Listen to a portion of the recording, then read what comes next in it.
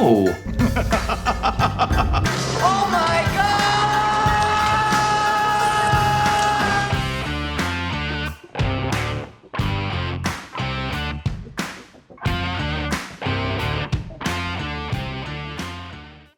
Hey, movie fans, and welcome back to another episode of 5 Good Things. We haven't done this in a while, and Josh is like, hey, for spoopy season, we should do another 5 Good Things. We haven't done that in a while. Sure, that's a good idea.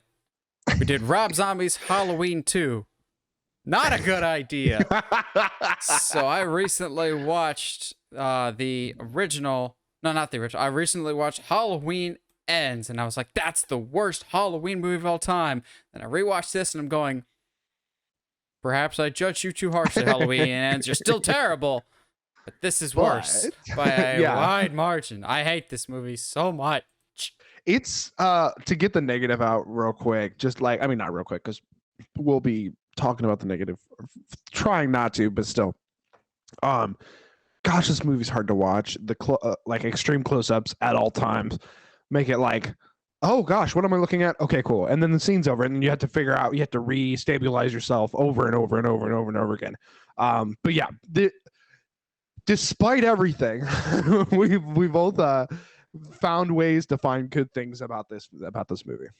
Because at least one of the many things that you can unite Josh and I together is our number 5.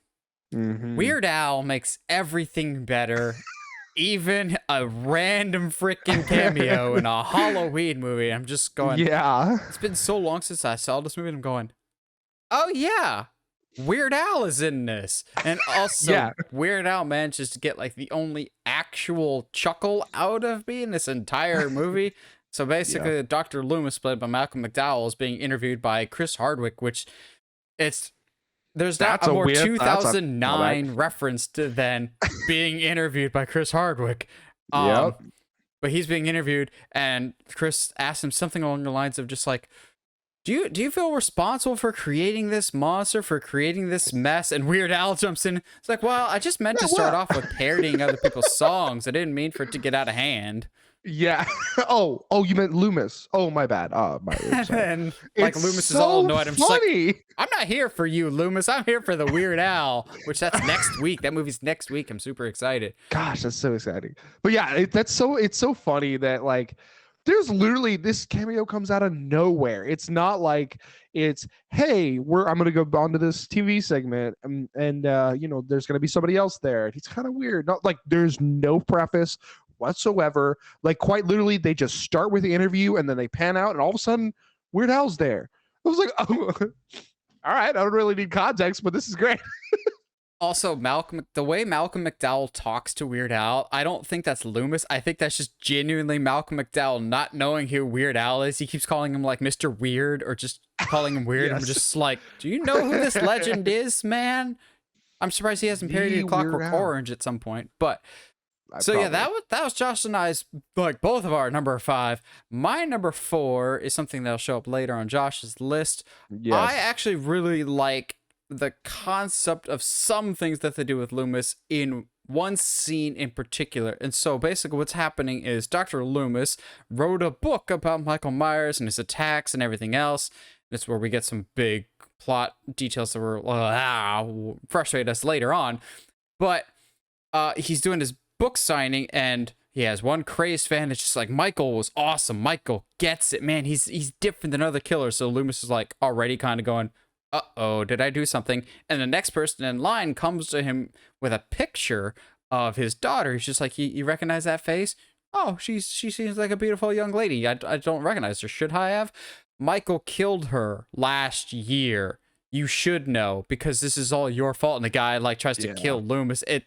It puts the blame back on him of like, should you have released this book? How responsible for Michael's actions is Loomis? One, for his escape, but just for how he is in general. Because a underlying theme for a lot of the Halloween movies, not just Rob Zombie's, is Loomis somewhat responsible? Is he the Van Helsing of this universe? Or is he the Victor Frankenstein, so to speak?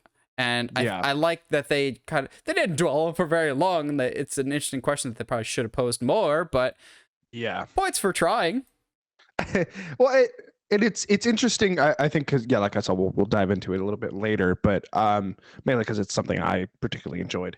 But it's interesting to me that and I just kind of had this thought that he wrote that book in less than a year, which tells me that he was already writing it by the time that Michael went on his rampage, which is like adds even more questions. Like, I don't think that's something you should be doing. Like that, you can't shouldn't really be doing that, Loomis. And then for that to like blow up in his face in the way that it does, it definitely like adds a whole nother layer of that whole like situation. For me, my number 4 was despite the circumstances and the things that happen afterwards, and despite how we get into the situation, I appreciate that it's Laurie the one that kills Michael in the end. Like it's not like, oh, he's chasing after Laurie onto a field of cops and they all shoot him down. Like, no, I'm glad that it's that it's Laurie who stabs him repeatedly in a hysterical craze, which apparently gives her. What? What? I think we watched different versions. What are you talking about? Because the version I watched, Michael does go out in a blaze of glory. Interesting. There's different versions? I think we watched 2 different cuts. This is interesting because in the version I watched, Michael basically gets ooh what you say to death, basically, in like super slow motion Halloween 4 style. Oh, interesting. And then Laurie comes out, walks out, picks up his knife, and starts walking towards the cops, and then someone accidentally fires, and then they all start firing at Laurie. Holy cow, yeah, we watched in a completely different cut then. Because the one I watched, okay, Loomis goes in to like stop it. That's why, okay, because you had always said like, oh, this is the one where Michael yells "die" to Loomis when he kills him. That doesn't happen in the cut that I watched. Ooh. And I was like, what in the world? So yeah. In the cut I watched, Loomis like he kills Loomis, and then Laurie finally powers out of whatever like the weird like mom and baby Michael thing that was holding her down, whatever that weird thing was. Thing.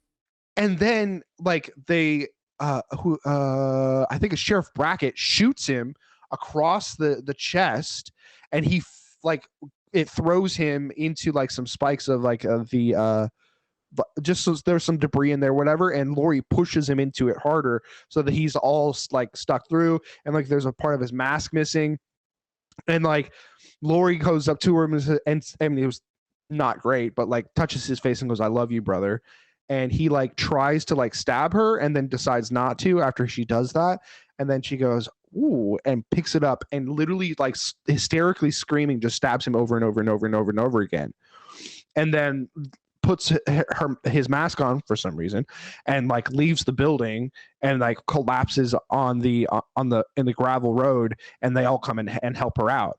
And then the last shot of the film is Laurie in like a psych ward in a long hallway, and she's like looking up and she sees the white horse and mom, and she starts to smile. I got that ending too, but it's after she gets riddled with a bunch of bullets. So I'm going, so did she survive that? Is this the last thing that she sees? Interesting.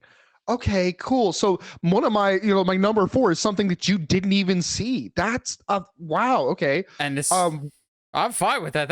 This is super interesting. This is super bizarre. Cool. So, all right, in the version I watched, in the version Laurie is responsible for the kill shot on Michael, which is something I deeply appreciated, because if it's anybody that's gonna get the kill shot on Michael, it should be Laurie. She's the one that starts it all. There's no reason for her to just kind of like, good, he's dead, he was shot to death. No. She should be the one to do it. Okay, what's your number 3? Number 3, outside of the Weird Al thing, there's a couple lines that like genuinely make me laugh. There's the section of the movie where the landowners of the shack, I guess, that Michael's been hiding out in for a year, which adds a whole nother list of questions that they don't answer. How he's just been surviving for a year or whatever. Oh, it's not like the franchise hasn't done that before. Oh, I know, right? But they're driving up to him and they see him, so they're driving up, and the dog in the back is like barking a lot at Michael. And one of the owners goes, "Yes, shut up, Ivan. We know, we see him." And like I just like think of like all the times that Lucy's been barking at somebody at the front door, and like, yes, we know, we hear the doorbell, somebody is there. Okay, we all get it. We're all on board. There's no reason for you to keep barking. It goes, okay, I appreciate the warning. The other one is when it's on Halloween night and he's like walking down the street, which they never explain why he's there or where he's going or anything. But he's walking down the street and this little kid like comes up and goes, "Wow, mister, you're a giant." And his mom comes up and snatches him up. And he's like, "Honey, don't talk to strangers." And as he's turning, he just looks him dead in the eye and goes, "Bye." And it was like the most like adorable thing and like so out of place in this movie. It just got me to laugh like hardcore. And I was like, okay, all right, well, this isn't exactly an emotion that you want your horror movie to invoke, but it works, I guess. So my number 3, this movie really is just doing its own thing. It doesn't care. It really is. But there's at least one section that they're trying at least to pay homage to the original Halloween 2, and that is more or less Michael chasing Laurie around Haddonfield Memorial Hospital. If this was the direction the entire movie went, I think I would be a lot more on board. It still wouldn't be my favorite Halloween movie, but I am much more afraid of Michael in this scene, this opening, than I am in the entire rest of the movie. The only part I don't like about this is the fact that it's a dream sequence, but basically, like, Laurie's in the hospital, she's being tended to, and as we brought up, like, it's super intense close-ups of her getting stitched together. It's really uncomfortable to watch, but she's uber banged up, which actually really makes you more afraid for her. It's not like she's just kind of drugged like in the Jamie Lee Curtis Halloween 2. Like, she's got like an arm brace and a boot. Like, she's really banged up. And then Michael is just a powerhouse. Like, he tears through everybody. He takes out Octavia Spencer, which I'm always just like, oh yeah, Octavia Spencer's in this. This is bizarre. You're in this. Why are you in this? But like, it's a really good game of cat and mouse. It's a good throwback to Halloween 2, the original Halloween 2. If we got that more so. Yes. I'm thinking of the moment that kind of really kicks it off, where is when Laurie's like, "I need some pain medicine," and like she's like, the nurse turns around and goes basically like, "Yeah, but not for you," and she's got like a slit down her face. But God, like, it was not supposed to be funny, but the timing was everything. It's a great scene though. The only part I don't like is when Michael finally bursts in and then kills her. Just like, oh, it was a dream. That's a cop out, as we say. Like, it's I don't like it. But it was tension filled. It was brutal. It was violent. It was what you would expect a Rob Zombie Halloween movie to be. I wouldn't be the biggest fan of it, but I think that would have been a more interesting direction to go than what we got. Set everything in the hospital, just like the original Halloween 2, just make it brutal and insane.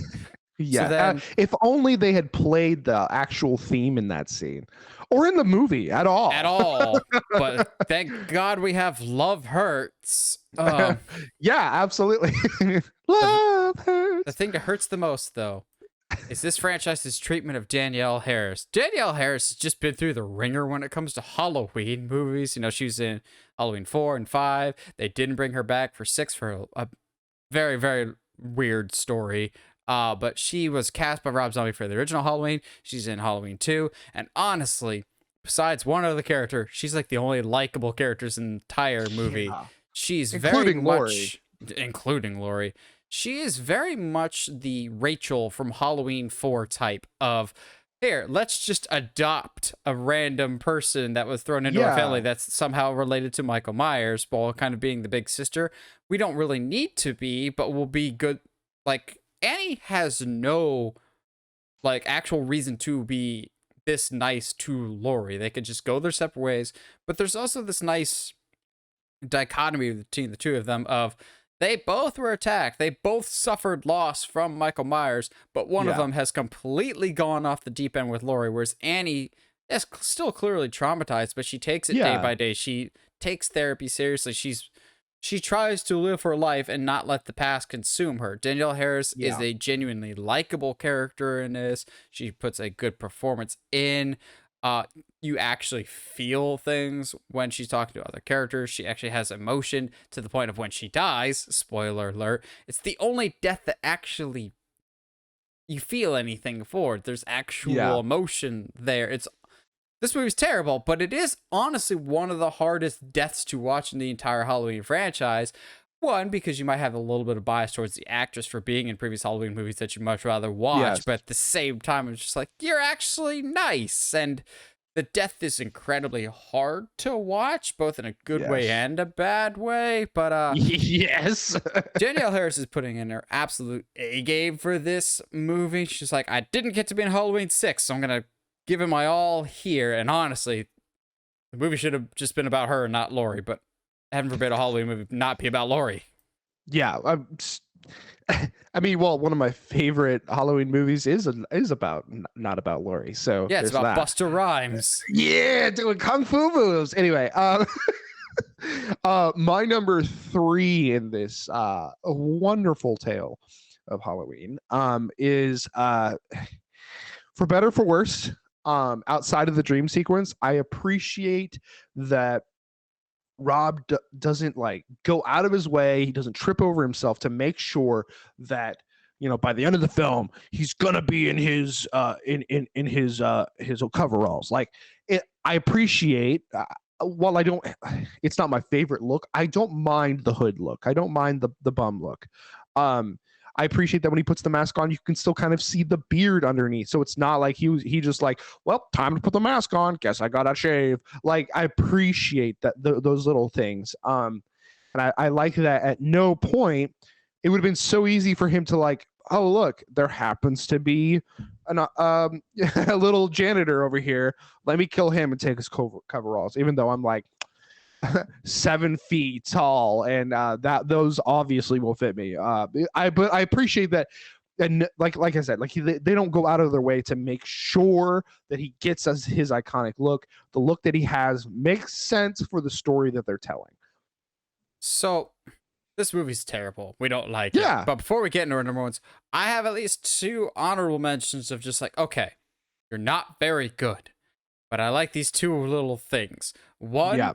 there's a strip club in it, and the strip club's called the Rabbit in Red Lounge, which I think is a really, really cool, obscure detail because when Michael kills a mechanic and steals his jumpsuit in the original 1978 movie, Loomis finds like a little box of matches from that mechanic's outfit, and it says the Rabbit in Red Lounge. I'm going, that's a very deep cut reference, and I appreciate it. So Rob Zombie clearly is a fan of the original. He just chose to do his own thing.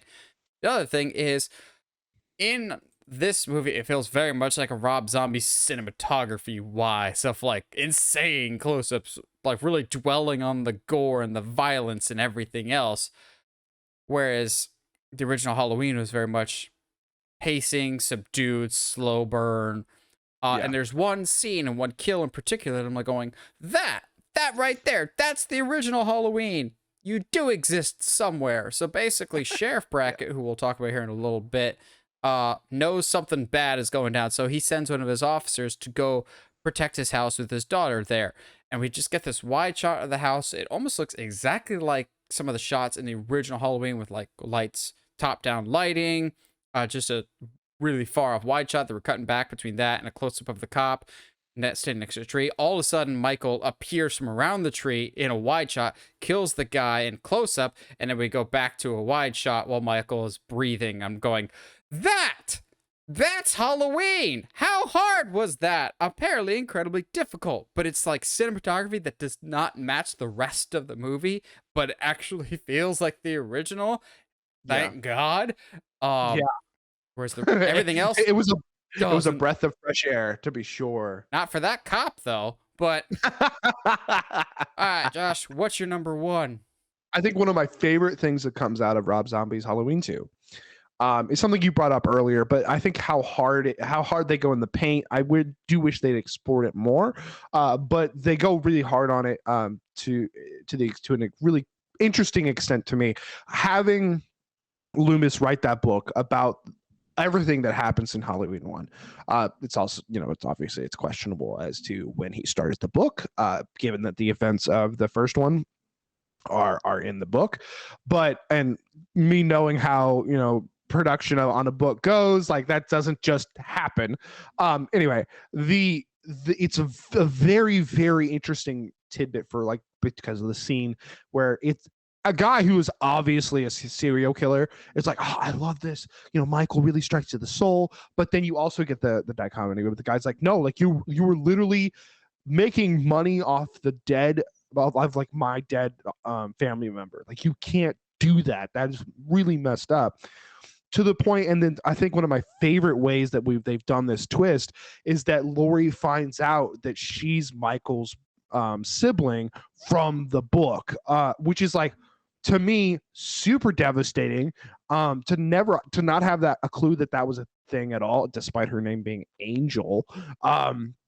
It's super interesting thing to happen. I feel like I like that the way that she finds out that in this movie better than the original twist. It adds a layer of grit to it that I really enjoy. It's my favorite thing, I think, in this movie, which is it's hard. It's kind of sucks to be like, hey, this detail about a character using the trauma of others to make lots and lots of money. That's like, I think, my favorite little storyline in the movie. But I think because of how it affects Laurie's character and how kind of really does make Loomis like look like a scumbag. I think it's one of my favorite things in the movie. So there's a lot about the Rob Zombie Halloweens that I do not like or do not enjoy. I will almost always, in all facets, prefer the original movie or even some of its sequels. There is one element that I think this movie actually gets better than the first two Halloweens. One character in particular. Sheriff Lee Brackett, this time played by Brad Dourif instead of Charles Cyphers. I absolutely love what Dourif is doing in this movie. He is fine in Halloween 1, but honestly, he's the emotional center of most of this movie. He's the good guy when Loomis has just completely gone off the rails. And in true Halloween fashion, well, up until Halloween Kills, that is, he actually is able to survive the whole thing, because even in the original Halloween movies, Brackett survives Halloween 2. He just kind of disappears halfway through and then is said to have retired to Florida in Halloween 4. He survives this one, but he's the emotional weight of this. I really buy the relationship between him and Jamie Lloyd. Not Jamie Lloyd. That's a different Danielle Harris Halloween role. I really buy the relationship between him and his daughter Annie. The whole like, hey, don't forget to get this specific crust pizza. And then when he just gets the pizza he wants anyway, you're just like, oh, sorry, I forgot. You're just like, that's a total dad move right there. And I absolutely love it.